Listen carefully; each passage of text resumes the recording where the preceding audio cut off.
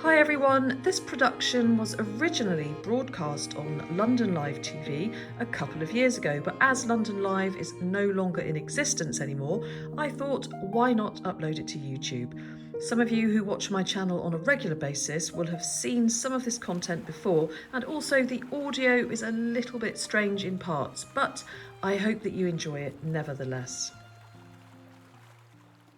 Hi, my name's Nicola White. I'm a licensed Thames mudlark. I'm passionate about searching the banks of the River Thames for historical artefacts left out at low tide. I then research the stories and history behind the objects that I find. So what is mudlarking? Well, the original mudlarks, back in Victorian times, often young children or old ladies, used to walk around in the mud at low tide, searching for anything they could find to sell and make a few pennies to feed their families. Modern-day mudlarks, such as myself, are searching for London's lost history. Now, in order to mudlark, it's essential to have a permit from the Port of London Authority. You can't mudlark without one. And also, mudlarks are required to record their finds with the Museum of London. The Thames foreshore can be a hazardous place, so it's essential to abide by some safety rules. You must know your tides and be aware of your surroundings. The tides can come in very, very quickly. The mud can be deep. Dress appropriately, take a phone. Ideally, don't mudlark alone. So, now that we're all prepared, let's go mudlarking.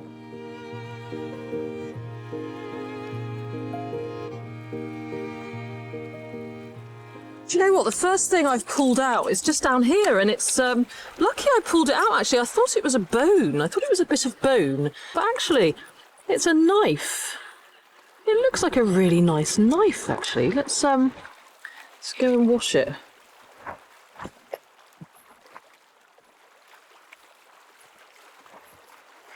I pulled it out to have a look because sometimes, and I haven't actually found one myself, but sometimes with bits of bone you can find markings to indicate somebody may have used it as a ruler or something. And so I thought, oh, that looks like a piece of bone. Let's pull it out. And ended up with this, yeah, rather nice knife here. Well, that's a lovely surprise. I wonder if that's a bone handle. It's definitely got some age to it, though. It's not going to wash it off very well, is it?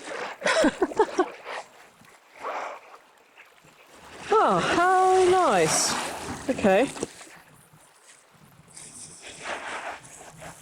Shall look forward to examining that later and seeing what that handle's made out of, but it looks like it could be bone. Beautiful. Beautiful. Look, how strange is this? I've just seen yet another knife. Another old knife here. Small one. Little pen knife. Maybe a bone handle as well.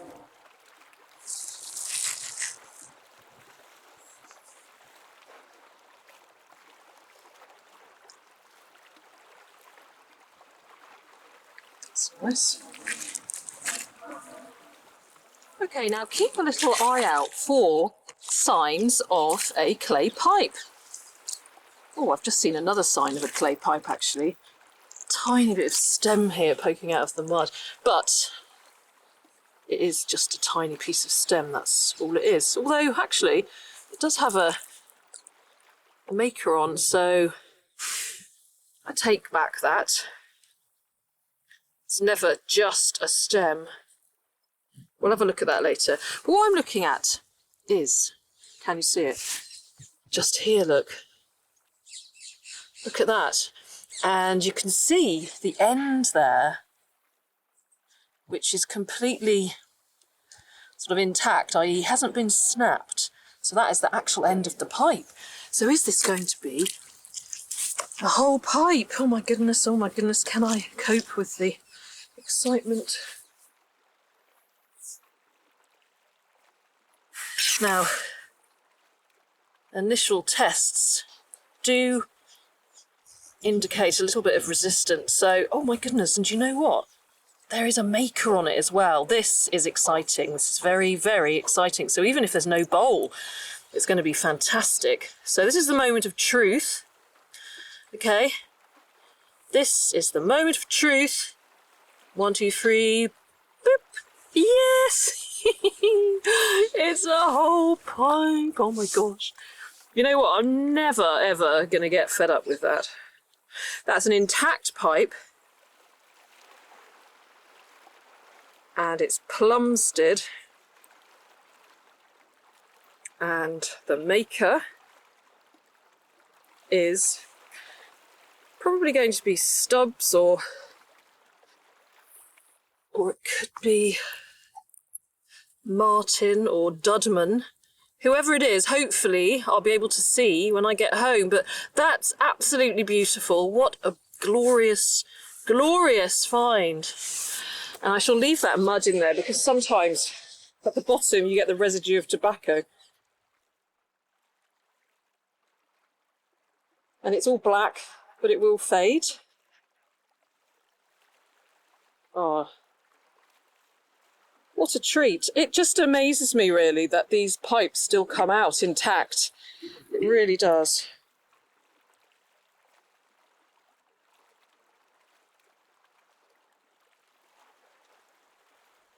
Right, over there I have seen something like a white line poking out along the mud. So I've marked it, and it is this, which is wedged here in the mud. Just broke the corner off, not very good, Nicola. Of course, I'm wondering if it could be a sign or something, because look, there's a little hole there, like a hole for a nail. And let's have a look. It'd be amazing if it was a sign and it said, oh, you know what? It does say something. I can see that it says something, but you know, it could be, I think it does. I don't know, maybe I'm imagining things. No, it does, look. Never be, what? Oh my gosh. Never be removed. Oh, look what it says. It's a plaque, and all I can see is it says, never be removed. Do you think I should leave it there? We have to see what this says. This never be removed. Obviously it was removed, and hopefully I'm going to be able to remove it. All right, I'm going to turn my camera off in a minute because it's a little bit difficult trying to film it and dig it out at the same time. Hopefully it's not too far down. Let's see what else it says.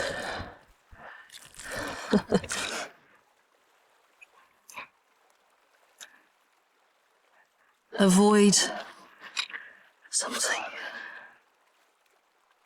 During handling, avoid something. Oh, this is really intriguing, isn't it?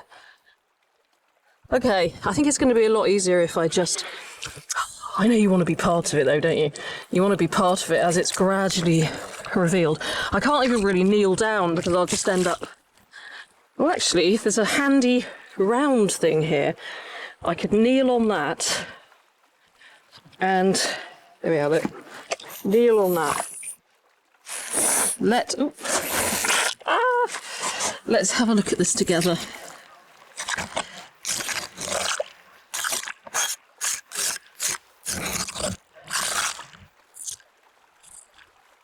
I wonder how far down it goes. It's going to be a lot easier for me to do this without holding the camera, so I'll be back shortly.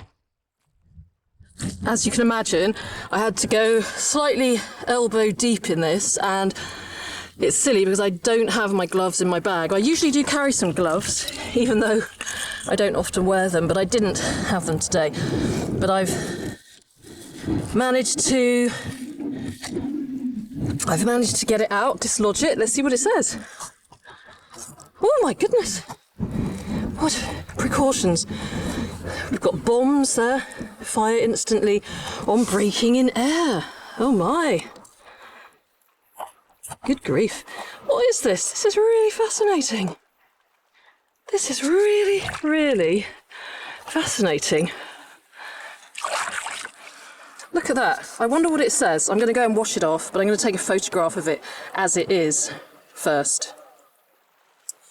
Right, well, here it is. Look at this. How special is this? Now, it's annoying because that bit is missing. So it's something bombs fire instantly on breaking in air. If fire started accidentally, use water freely. Store bombs in a cool place underwater if possible. Do not store near inflammable material. Avoid storing many bombs close together. Stringent precautions must be taken to avoid cracking bombs during handling. Wow, this is absolutely incredible. What a find! What a fabulous, fabulous find. Amazing. Wow. It's so peaceful here. It's hard to think about a time when there were bombs going off everywhere.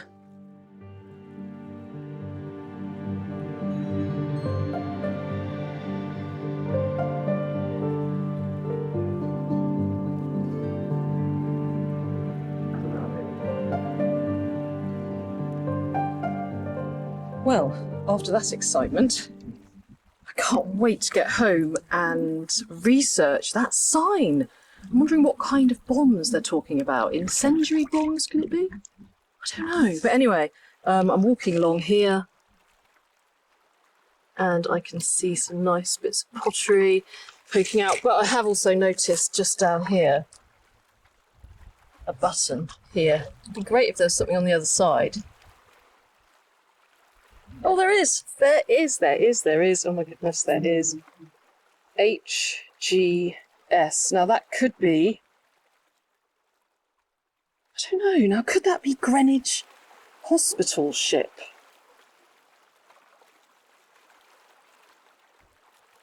Or surgeon? I don't know. Another one to look up. Isn't that amazing? Fantastic. I'm just... You know what? Sometimes you just go out and it's just so exciting. I can't even begin to tell you. So exciting.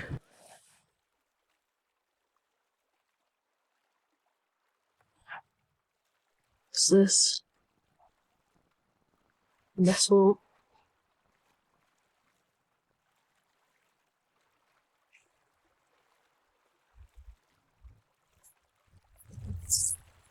There's no pipes on the end of these. It's quite stony here. Well, mind you, that one might have something.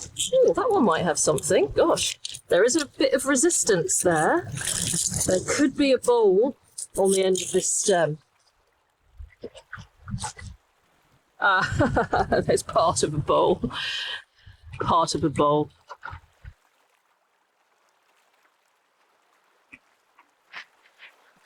Oh, that's a different shaped bullet to the usual.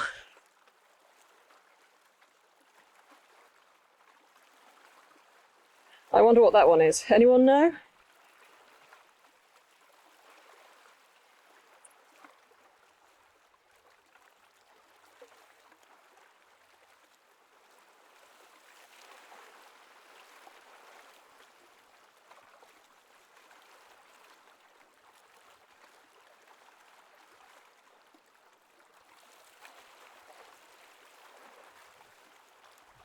Oh, look! Who have we got here? What are you doing here?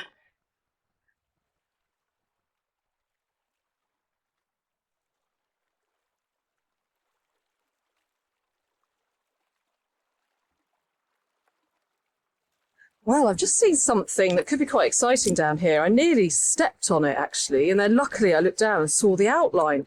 I wonder if you can see what I'm looking at. Just down here. Can you see anything?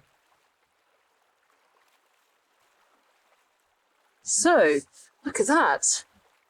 That looks like a key, doesn't it? I really hope it is. It looks like a massive key. Let's carefully get it out of the mud. See here? The top and then the bottom bit there. I mean, it's really crusted up. But look at that.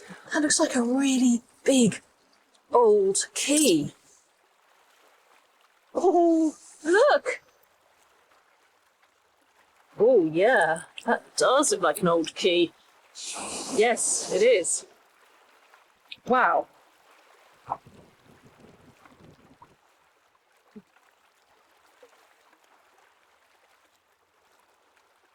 That's lovely. I hope I can clean it off without it falling apart. Watch this space. Watch this space. I'll get some advice.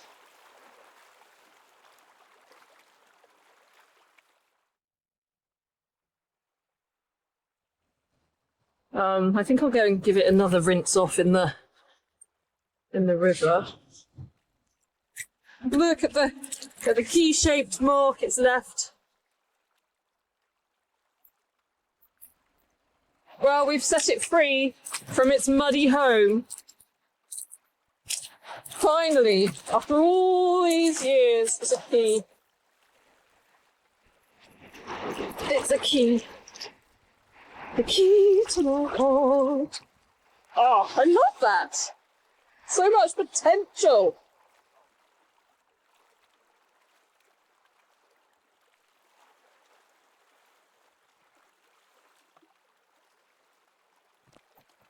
Look, there's a tiny little eel down here.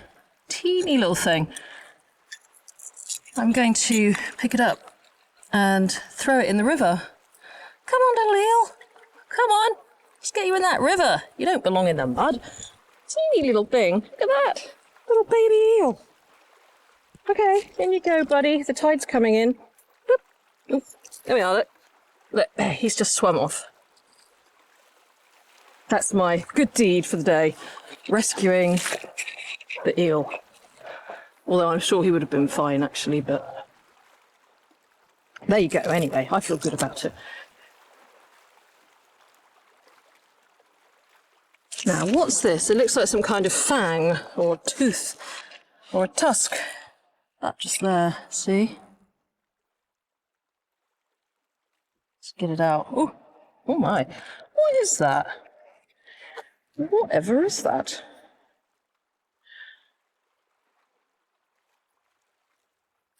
What is that? Is it part of a fish bone?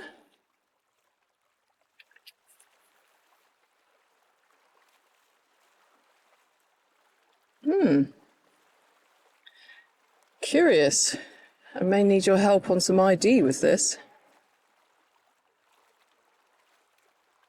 Okay, into the bag it goes. I've just seen a coin over here. I'm going to pick it up before the tide nabs it. At least I think it's a coin. It could be a button. No, definitely a coin. But very, very worn. I don't know if we'll even see what that is or was. I'll have a go at cleaning it up when I get home, and we might have some luck, but it just looks very, very thin and worn. Okay, fingers crossed.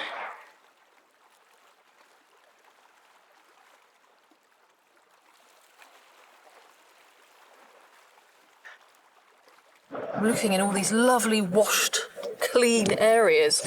And down here, I can see the edge of something round poking out. I'll see if you can... see if I can get it in the camera for you. It's actually... yeah, there it is. See? So, I'm hoping it's a coin. And indeed it is.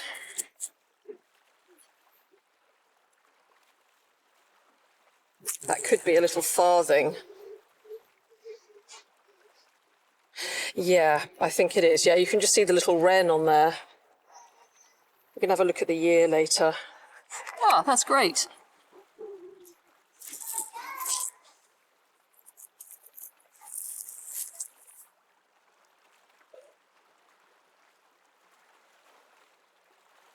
Do you know, it's really funny. I just spotted a clay pipe again, I hear you say. And so I stepped back and got my camera out ready to record it. And then I'm looking and I thought, where the heck is it? It's so camouflaged, I can't see it. And then luckily I found it again. It's just down here. And the bowl is a bit broken, I can see, but weirdly the stem is actually quite intact. And I can also see that the bowl, or what's left of it, would have been a nice kind of scaly design, almost like a fir cone And I have actually got some of these intact as well. And there should be a maker on there, I think. The ones I've got have got a maker, or maybe this. Yes, it does. Yeah, it does. It's a shame that the bowl's broken, but I can show you what it would have looked like in its entirety. So it's like a fish scale design or a fir cone design. So let's have a look. It's probably by exactly the same maker that I have already. Let's have a look. It's brilliant finding pipes with the makers on the stems. It's just great, you know, because you can just find out about them. Bit difficult to read at the moment, but it's from Deptford. Yeah. When that fades, you'll be able to see a lot better the name and also the design. So even though that's just a broken pipe, I am really, really happy with that.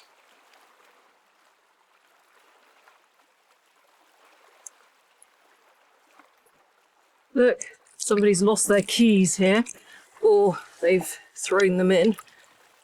I love zingy. Looks like they've been in there a while, actually, doesn't it? They're a bit rusty.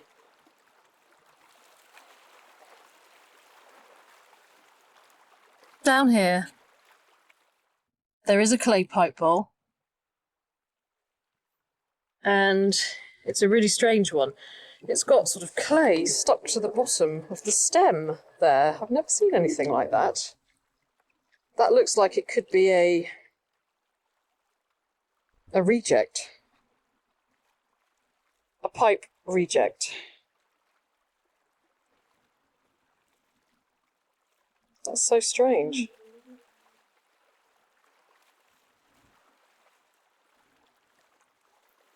I think I can see a potential candidate for the Thames Tideline Art Lost Toy Orphanage. Let's start that again. The Tideline Art Thames Lost Toys Orphanage. Oh dear, he's not in a great shape, is he? It's a little bunny with one leg and broken arms. But I can't leave him here, can I? He'll be fine after a little go through the washing machine. A few stitches, can sew him on a new leg. You'll get on very well with all the other lost toys.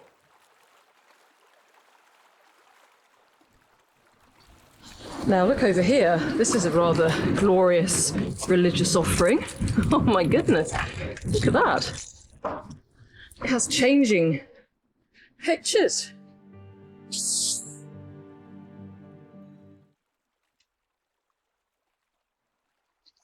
Oh, and it's got a changing picture on the other side as well.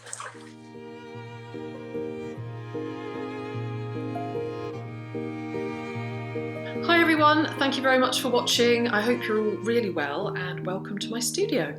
Well, that mud can be a bit dull at times, so I thought I'd brighten things up a bit and get my nice bright red top on and my sparkly earrings. So here I am, very much looking forward to spending some time with you as we go through these finds which featured in today's video. They were not all found on the same day, but they were all found within a few weeks of one another. So I'm going to start with what I consider to be my absolute top find, which is this sign. Very, very unexpected. I've never found a sign wedged in the mud like that. I was a little bit worried that I wasn't going to be able to get it out, but luckily it wasn't too big. It's not in the best state, as you can see. That's what the back looks like, and it's clearly been in the mud for quite some time, but it's a really fascinating piece of history from World War II, and the essential, there it is, missing few letters would have been A and W. So they were A and W bombs, Albright and Wilson. And this plaque would have been actually on a box which held AW bombs. Now, as you can imagine, my search engine is looking a little bit dodgy at the moment because I've been looking up all about AW bombs and how they were made, etc. And they were mostly used, apparently, by the Home Guard during World War II. They were phosphorus bombs in bottles, like little milk bottles, and they were used by the Home Guard in their Northover projectors, which were like makeshift anti-tank devices, these types of guns. And when they broke, when the glass broke, these bombs used to explode very, very vividly, and hence these sort of very strict precautions about handling them. So I wonder whether somewhere even further under the mud, maybe the actual box is there. I don't know. I did post this on Twitter when I found it, and it was in June.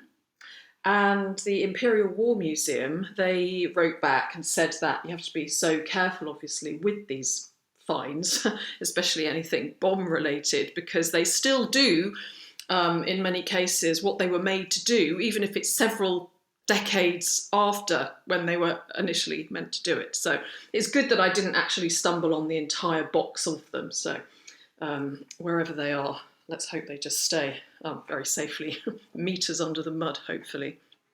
So yeah, very, very interesting.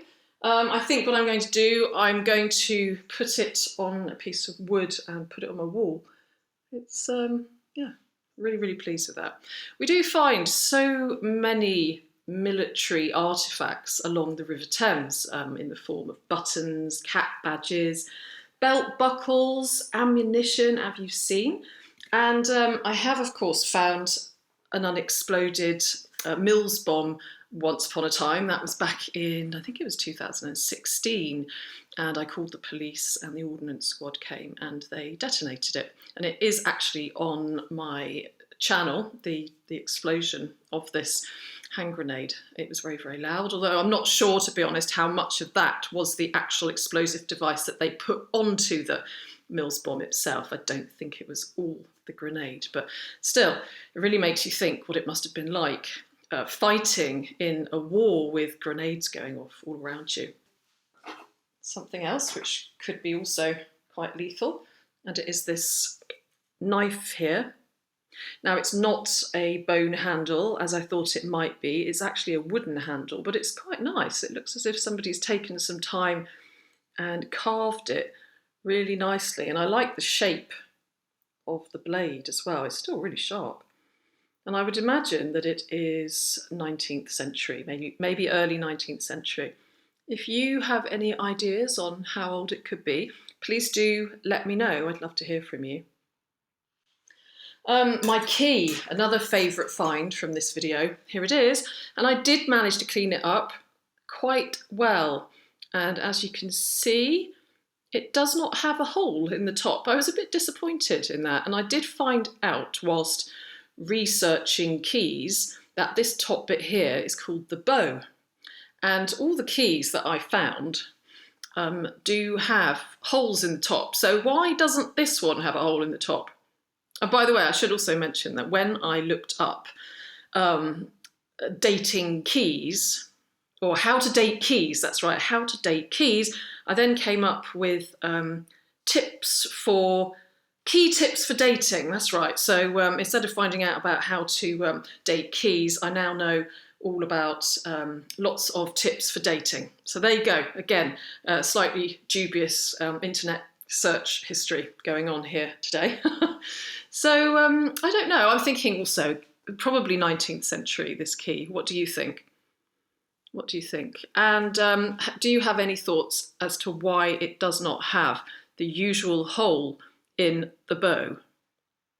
Now let's move on to this little button here. Really lovely little button with GHS on it. Now I do find quite a lot with RNH, which is Royal Naval Hospital, but GSH, I'm not quite so sure. I was thinking Greenwich Hospital Ship, or Greenwich Hospital Surgeon, or Greenwich Seamen's Hospital. And in fact, I did just put a tweet out on Twitter. So let's go and have a look here and see if anybody has come up with anything. Oh, okay, one guy, Andrew Bird here. Really nice find. The Thames keeps on giving. Could be from Sea Hospital. These gentlemen seem to have a plethora of buttons. Somebody else has suggested the Royal Hospital School.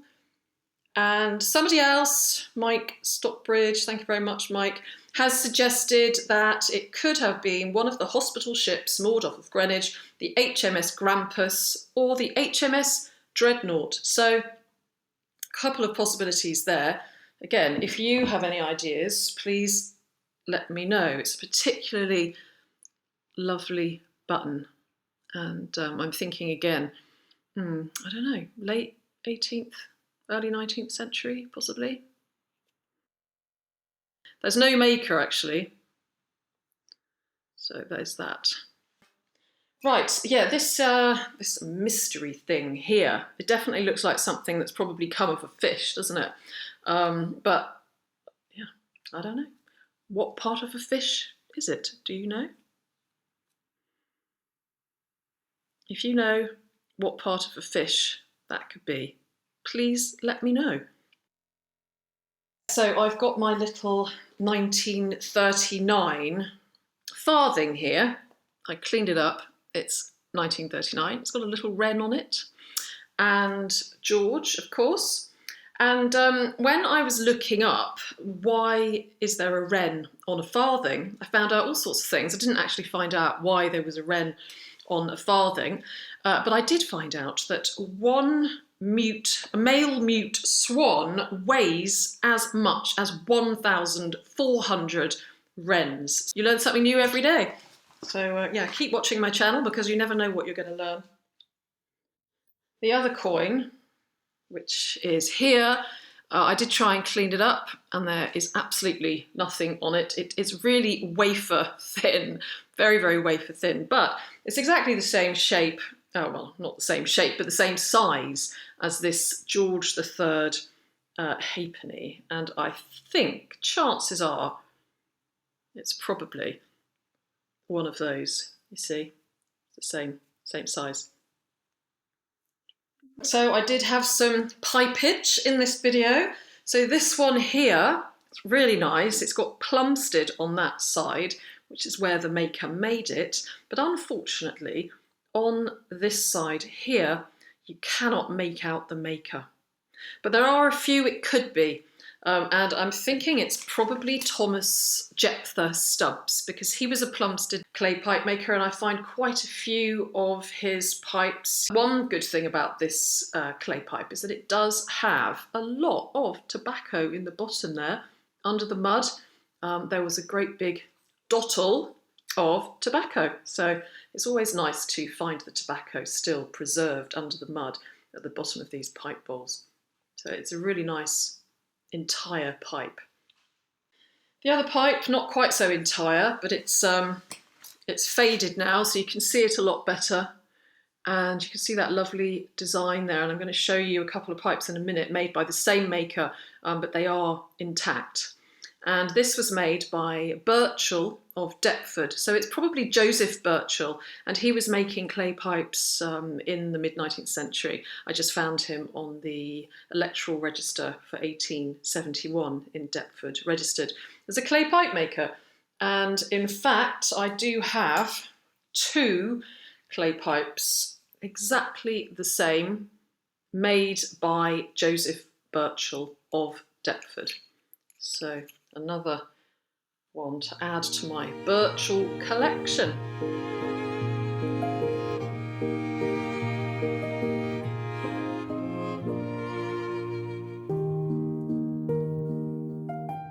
Got my plastic soldier, and as it happens, it is Remembrance Day today. It's Remembrance Sunday.